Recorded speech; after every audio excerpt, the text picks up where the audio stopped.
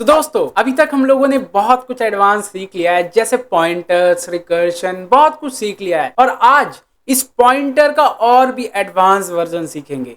और ये advance version क्या रहेगा, हम लोग फंक्शन में अपना पॉइंटर्स को कैसे यूज कर सकते हैं वो जानेंगे, और फंक्शन में हम लोग कैसे पॉइंटर्स को पास कर सकते हैं ये भी जानेंगे। तो मेक श्योर आप वीडियो को एंड तक देखिएगा ताकि आपके इंपॉर्टेंट टॉपिक्स जो है वो मिस ना हो पाए।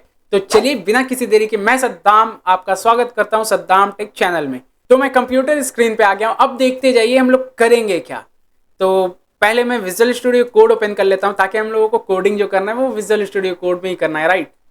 तो मैं विजुअल स्टूडियो कोड ओपन कर लिया हूं और एक फाइल क्रिएट कर लेता हूं। इस पे लिख देता हूं पास पॉइंटर डैश यूडीएफ। ओके, मैंने ये लिख दिया पास पॉइंटर डॉट यूडीएफ, ताकि वो क्या है हम लोगों को समझ में आ जाए। और इस पे डॉट सी रह गया लिखना, तो मैं लिख देता हूँ डॉट सी। ओके, तो ये मेरा फाइल क्रिएट हो गया, यहाँ तक तो कोई इशू नहीं है। अब मैं क्या करता हूँ, पहले बॉयलर प्लेट डाल लेता हूँ, उसके बाद फिर आगे आपको बताता हूँ कि हम लोग करने क्या वाले हैं। stdio.h एंड उसके बाद void मेन एंड ये फंक्शन, पहले मेन फंक्शन जो है इसे तो बनाना ही होगा ऑब्वियसली। अब देखिए हम लोग करने क्या वाले हैं, हम लोगों ने पॉइंटर जाना। पॉइंटर क्या करता है, एड्रेस को स्टोर करता है, राइट। अब मैं इसी पॉइंटर से थोड़ा मैनिपुलेशन करना चाहूँ, जैसे मैं आपको पहले करके दिखाता हूँ, उसके बाद फिर हम लोग फंक्शन वाले टॉपिक पे जाएंगे। तो पहले मैं आपको सिंपल मैनिपुलेशन करके दिखाता हूँ। जैसे देखिए इस पे आ गया हमारा x, ठीक है, यहाँ तो कोई इशू नहीं है, x आ जाएगा तो x का वैल्यू 10 है, ठीक है। और उसके बाद मैं कह रहा हूँ x का जो एड्रेस है वो y में रख दो। y एक पॉइंटर है, राइट, क्योंकि इस पे एस्ट्रिक आप देख पा रहे स्टार बना हुआ है, इट मीन्स ये y पॉइंटर है। ओके, तो ये पॉइंटर है। अब उसके बाद ये मैंने x का एड्रेस y में रख दिया, तो यहाँ तक तो क्लियर है। अब उसके बाद अगर मैं y से इंक्रीमेंट करना चाहूँ तो कैसे कर पाऊंगा, देखिए ध्यान से। जैसे मैं अगर इसे x को सिंपल ऐसे x प्लस प्लस कर दूं, या पहले मैं प्लस प्लस एक्स करता हूं क्योंकि वो प्री इंक्रीमेंट होगा, ठीक है। और प्री और पोस्ट वाला इंक्रीमेंट आपने नहीं देखा है तो वो भी देखिएगा, इस वीडियो के बाद आपको सजेशन मिल जाएगा, तो वो वीडियो भी देख लीजिएगा ताकि क्या आपका प्री और पोस्ट का भी कॉन्सेप्ट क्लियर हो जाए, क्योंकि ये बहुत ज़्यादा इंपॉर्टेंट है। Pre increment, post increment, pre decrement, post decrement, चारों।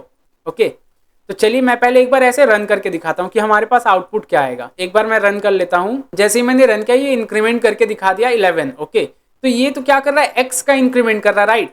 मैं अगर चाहूँ y से इंक्रीमेंट करना तो कैसे करूंगा, पहले मैं आपको y को सिंपल प्रिंट करके दिखाता हूँ। अगर मैं ऐसे y लिखूंगा तो हमारे पास एड्रेस आएगा, ठीक है। चलिए मैं आपको पहले दिखाते जाता हूँ चीज़ों को। अगर मैं ऐसे रन करूंगा तो देखिए ये हमारे पास एक एड्रेस आ रहा है 642296। ओके, ये एक एड्रेस दे रहा है, बट मैं चाह रहा हूँ एड्रेस नहीं, उसका वैल्यू चाहिए। तो वैल्यू के लिए क्या हम लोगों ने कल जाना कि हम लोगों को एस्ट्रिक लिखना होगा। ओके, एस्ट्रिक लिख दूंगा तो हमारे पास वैल्यू आ जाएगा। चलिए एक बार इसे भी रन करके देख लेते हैं। तो देखिए ये हमारे पास वैल्यू आ चुका है। ओके, इट मीन्स एस्ट्रिक मैंने दे दिया तो वैल्यू आ गया। अब इसे अगर मुझे इंक्रीमेंट करना है तो कैसे करूंगा, सिंपल इसे मैं ब्रैकेट में लिख दूंगा और पहले प्लस प्लस लिख दूंगा, वही same pre increment. Pre increment जैसा हम लोग कर रहे थे वही किया हूं मैं, प्लस प्लस और उसके बाद जो वैल्यू रहेगा वो वैल्यू। अब इसे अगर मैं रन करूंगा तो भी सेम आ रहा है 11। तो यहां तक हम लोगों ने पॉइंटर्स का मैनिपुलेशन तो देख लिया कि अगर उसे कुछ चेंज करना है, इंक्रीमेंट करना है, डिक्रीमेंट करना है, वो सब हम लोग इजीली कर सकते हैं पॉइंटर के केस में, ठीक है। तो यहां तक अब हमारा क्लियर हो गया। अब हम लोग बढ़ते हैं आज के अपने इंपॉर्टेंट टॉपिक पे कि हमारा इंपॉर्टेंट टॉपिक है क्या, फंक्शन में हम लोग कैसे पास कर सकते हैं पॉइंटर्स को। तो इसे भी मैं आपको सिंपल बताता हूं। देखिए ये आपने कॉन्सेप्ट समझ लिया ना, बस इसी कॉन्सेप्ट को लेकर मैं आपको एक छोटा सा फंक्शन बनाकर दिखाता हूं ताकि क्या आपका कॉन्सेप्ट क्लियर हो जाए। तो इस पे मैं क्या करता हूँ, एक फंक्शन बना लेता हूँ void, और फंक्शन का नाम मैं दे देता हूँ ऐड। ओके, मीन्स एक ऐड करना है मुझे, और पैरामीटर क्या देना है। देखिए इससे पहले हम लोगों ने पैरामीटर जाना कि हम लोग वेरिएबल्स को कुछ भी दे रहे थे, सिंपल वेरिएबल्स दे रहे थे पैरामीटर, राइट। बट इसमें हम लोग क्या करेंगे, हम लोग पॉइंटर को पास करना चाहते हैं। तो मैं क्या करूंगा, इंट और उसके बाद एस्ट्रिक और उसके बाद कुछ भी पॉइंटर का नेम, तो मैं लिख देता हूँ PTR. Okay, means usually pointer को हम लोग पीटीआर से करते हैं, आप कुछ भी कर सकते हैं, ऐसा कुछ नहीं है कि पीटीआर ही आपको लेना है, आप कुछ भी ले सकते हैं। तो ये मैंने लिख दिया इंट एस्ट्रिक पीटीआर। अब ये एस्ट्रिक आगे पीछे हो सकता है, जैसा हम लोगों ने पिछले सेशन में जाना पॉइंटर्स के सेशन में, तो वो हो गया। अब उसके बाद मुझे एक ऐड करना है, राइट। तो ऐड कैसे करूंगा, ऐड करने के लिए सेम जैसा मैंने आपको ये कॉन्सेप्ट बताया, इसी कॉन्सेप्ट को मैं सिंपल कॉपी पेस्ट मारूंगा, ठीक है। जैसे मैं कर दूंगा प्लस प्लस, ध्यान से देखिएगा, प्लस प्लस और उसके बाद ब्रैकेट ओपन एंड एस्ट्रिक देकर पीटीआर। ओके, ध्यान से समझिएगा, ये मैंने पीटीआर कर दिया। अब ये इस पे हमारा ये सब का वर्क का नीड नहीं है। कैसे नहीं है, चलिए मैं आपको बताता हूं हम लोग करेंगे क्या। तो देखिए अब मैं क्या करूंगा, मैं सिंपल इसको ऐसे ही रहने देता हूं और उसके नीचे देखिए ये हमारे y पे आ रहा है पॉइंटर, राइट, मैं पॉइंटर को ही पास करना चाहता हूं, तो मैं लिख दूंगा इस पॉइंटर के बजाय ये पॉइंटर मेरा आ जाएगा। एक बार मैं कर लेता हूं इस फंक्शन को कॉल, ऐड वाले फंक्शन को, तो मैं लिख देता हूं ऐड, और उसके बाद पॉइंटर हमारा क्या है, y है, पॉइंटर हमारा है y, तो मैंने y लिख दिया। ओके, अब ये क्या करेगा, ये कॉल करेगा और एक इंक्रीमेंट कर देगा। ठीक है, अगर मैं अभी ऐसे रन करूंगा तो वो 2 इंक्रीमेंट हो जाएगा। एक बार मैं आपको रन करके दिखाता हूं। ओके, ये क्या कह रहा है कि एक मैंने पैरेंथेसिस मिस कर दिया। ओके, यहाँ पे हम लोगों ने सेमीकोलन मिस कर दिया है, तो कोई इशू नहीं, वो मैंने रन कर दिया। तो देखिए अब हमारे पास 2 इंक्रीमेंट हो गया। 2 क्यों हुआ, एक हमारे पास ये फंक्शन से कॉल हुआ, सिंपल समझिएगा, एक हमारे पास फंक्शन से इंक्रीमेंट किया, एंड दूसरा हमारे पास ये जो इंक्रीमेंट मैंने किया था वो कर दिया। अगर मैं सिंपल इसे ऐसे कर दूं, ध्यान से देखिएगा, मैं इसे इस तरीके से कर दूं कि वैल्यू ऑफ y का वैल्यू क्या है पहले वो मुझे दिखाओ, उसके बाद फिर इंक्रीमेंट करो। यहां मैंने एक इंक्रीमेंट किया है, अगर ध्यान से देखेंगे तो ये फंक्शन मैंने कॉल किया, इस पर मैंने इंक्रीमेंट किया है, बट उसके बाद फिर से मैंने एक बार पहले प्रिंट कर दिया, उसके बाद फिर मैं कह रहा हूं जो भी डेटा है उस पर इंक्रीमेंट कर दो। तो अब हमारे पास देखिए 2 आंसर आएगा, पहला आया 11, दूसरा आया 12। ओके, अब 11 12 कैसे आया, क्योंकि ये जो इंक्रीमेंट किया, यहाँ पे इंक्रीमेंटेशन हुआ, तो ये हो गया 11। ओके, क्योंकि 10 था तो 10 का अगर एक इंक्रीमेंट होगा तो ऑब्वियसली 11 होगा, तो 11 हो गया। तो यहाँ पे हम लोगों को डिस्प्ले करा दिया 11, और उसके बाद फिर देखा ये इंक्रीमेंट करने बोल रहा है, तो इसने फिर से कर दिया 12 हो गया। ओके, तो आई होप आपको यहाँ तक समझ में आ गया होगा। अगर यहाँ तक समझ में आ गया तो लिख दीजिएगा गॉट इट। ओके, ताकि मैं आपको समझ पाऊं कि आप लोगों ने यहां तक तो समझ लिया है इजीली। ओके, तो देखिए यहां तक हम लोगों ने समझ लिया कि कैसे पॉइंटर को पास करते हैं। अब एक और एग्जांपल समझते हैं स्वैपिंग करके, कि 2 नंबर्स को स्वैप करके कैसे पॉइंटर के थ्रू कर सकते हैं। नॉर्मल वेरिएबल में तो सिंपल है, कोई भी आपको करके दिखा देगा, बट पॉइंटर्स में क्या है, बहुत कम लोगों ने किया है, तो इसलिए मैं आपको वो चीज बताता हूँ। ठीक है, तो इसे मैं क्या करता हूँ, कमेंट कर देता हूँ, क्योंकि ये कोड हम लोगों को नीड नहीं है। तो इसके नीचे आकर मैं फिर से एक बार बॉयलर प्लेट ऐड कर लेता हूँ, has include stdio.h and after that void main। Okay, ये आप लोगों को लिख लेना है, उसके बाद फिर ऊपर नीचे कोड करना है, वो आपका बाद में होते रहेगा। अब देखिए हम लोगों को क्या करना है, एक स्वैप नाम का फंक्शन भी बनाना है, तो मैं लिख देता हूँ void swap। Okay, void swap मैंने लिख दिया, और ये भी एक फंक्शन क्रिएट कर लिया। अब पहले हम लोगों को करना क्या है, पहले हमारे पास 2 डेटा आना चाहिए, राइट।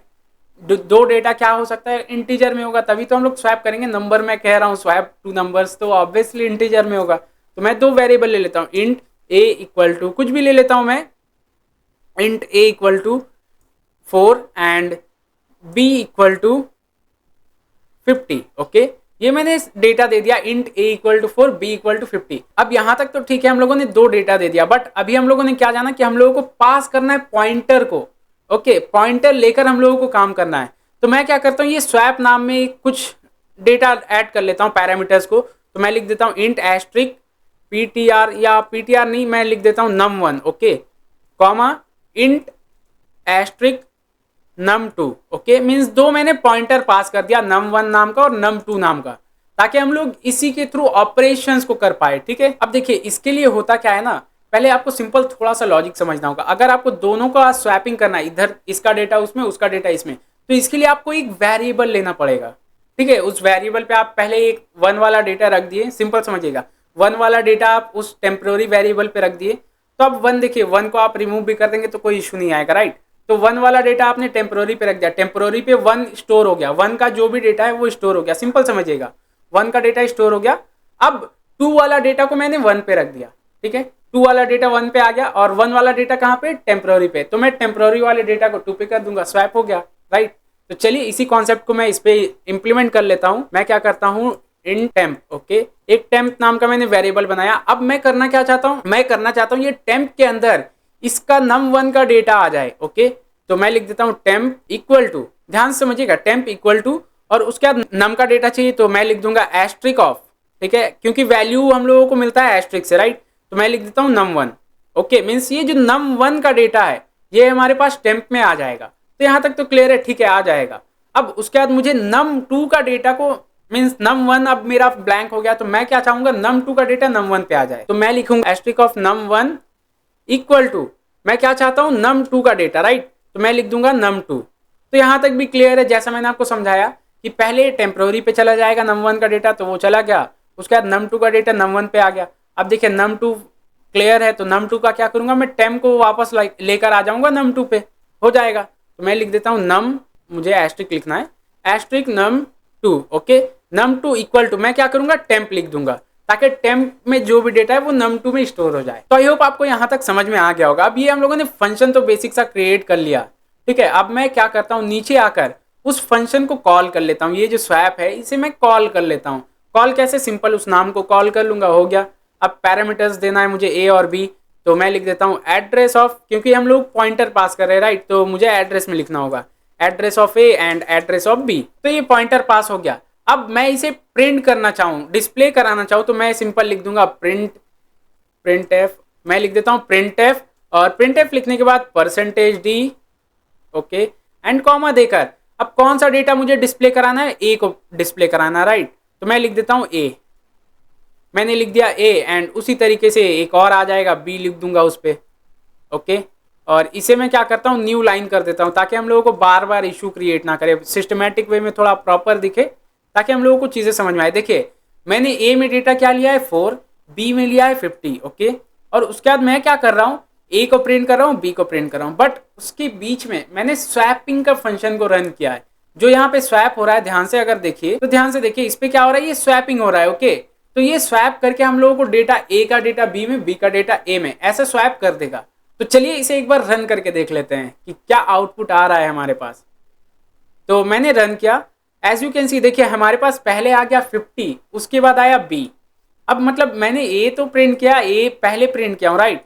तो ए पे आना चाहिए 4, बट ए पे आया है हमारे पास 50, ओके। अब इसे थोड़ा और समझने के लिए अच्छे से कर देते हैं, value of A is, okay, ताकि मुझे समझ में आए कि कौन सा क्या वैल्यू है। और इसे मैं कर देता हूँ वैल्यू ऑफ बी इज। देखिए मैंने ए और बी को ही प्रिंट किया, ऐसा नहीं कि मैंने कुछ और प्रिंट किया, ए और बी को ही प्रिंट किया हूँ। एक बार फिर से रन कर लेते हैं। तो देखिए वैल्यू ऑफ ए इज 50 कह रहा है और बी कह रहा है 4, बट मैंने ए का तो वैल्यू 4 दिया है, बी का 50 दिया है, ये स्वैप हो गया। अगर मैं इस स्वैप फंक्शन को कॉल ना करूं और ऐसे ही रन करूं, तब देखिए हमारे पास क्या आउटपुट आएगा। तो हमारे पास आ रहा है value of A is 4 and B is 50, okay, जो सेम आउटपुट आना चाहिए। अब स्वैप अगर कर रहा हूं तो स्वैपिंग करके हम लोगों को आंसर दे रहा है। तो मैं एक बार फिर से रन कर लेता हूं। तो देखिए जैसे ही मैंने रन किया, ये स्वैप कर दिया हमारा डेटा, ए का डेटा बी में, बी का डेटा ए में, ओके। तो आई होप आपको ये पूरा कॉन्सेप्ट समझ में आया होगा कि कैसे हम लोग यूजर डिफाइन फंक्शन में पॉइंटर्स को पास कर सकते हैं। अगर आपको ये वीडियो हेल्पफुल लगा तो मेक श्योर आप चैनल को सब्सक्राइब कर लीजिएगा, और मिलते हैं नेक्स्ट वीडियो में। Till then keep learning, have a great day, bye bye.